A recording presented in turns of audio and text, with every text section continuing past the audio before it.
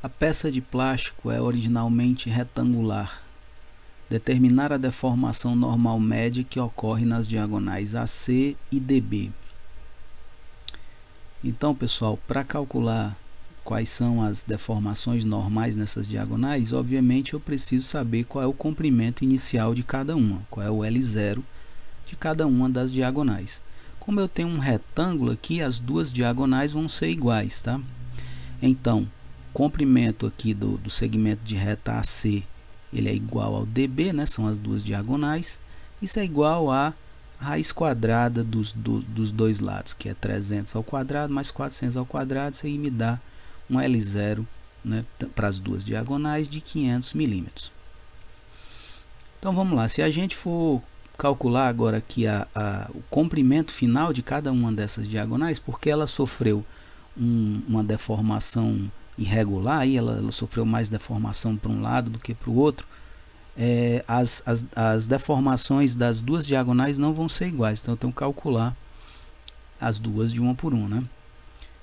O comprimento final, começando aqui pela diagonal AC, o comprimento final dessa diagonal AC, ele nada mais é do que a projeção, tá? Se eu considerar aqui essa linha tracejada vermelha aqui embaixo, a projeção do X, né, e a projeção do Y vão me dar o comprimento dela. Se eu pegar o quadrado da projeção X mais o quadrado da projeção Y dessa diagonal, eu tenho o comprimento final que eu estou procurando. No nosso caso aqui, o AC', o comprimento da projeção X, ele é 400, tá? Mais 3 milímetros, ele se moveu aqui, né, em relação ao comprimento inicial de 3 milímetros, mas ela moveu aqui de 2 milímetros. Então, eu tenho 400 mais 3 menos 2 ao quadrado. Isso vai corresponder a... Imagine que isso é uma reta, tá? A essa projeção X. Da mesma forma, a projeção Y é 300 mais 2, que ele subiu aqui, mais 2 milímetros, mas tem esse lado aqui que subiu também de 2 milímetros, de forma que em relação a essa diagonal, eu não tive, né, nenhuma mudança nas dimensões da projeção Y.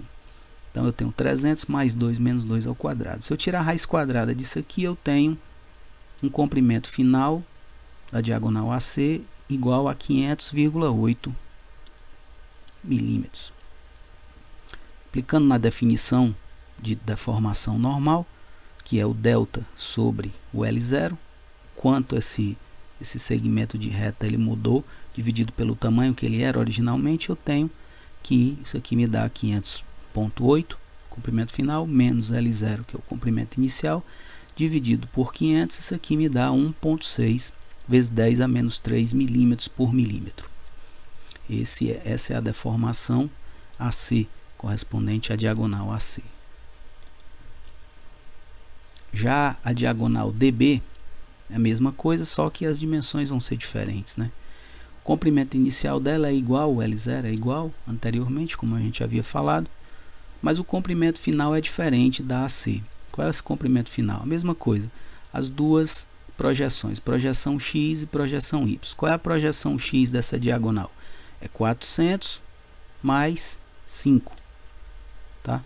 Que seria isso aqui, né? 400 mais esse 5 aqui ao quadrado, mais a projeção Y, que é 300 mais 4, tá? Que é essa projeção aqui, né?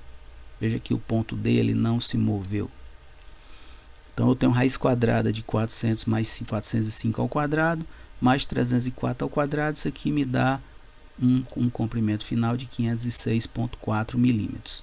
Aplicando na forma da deformação normal, eu tenho aí uma deformação εdB igual a 12,8 vezes 10 a menos 3 milímetros por milímetro, como a gente queria calcular.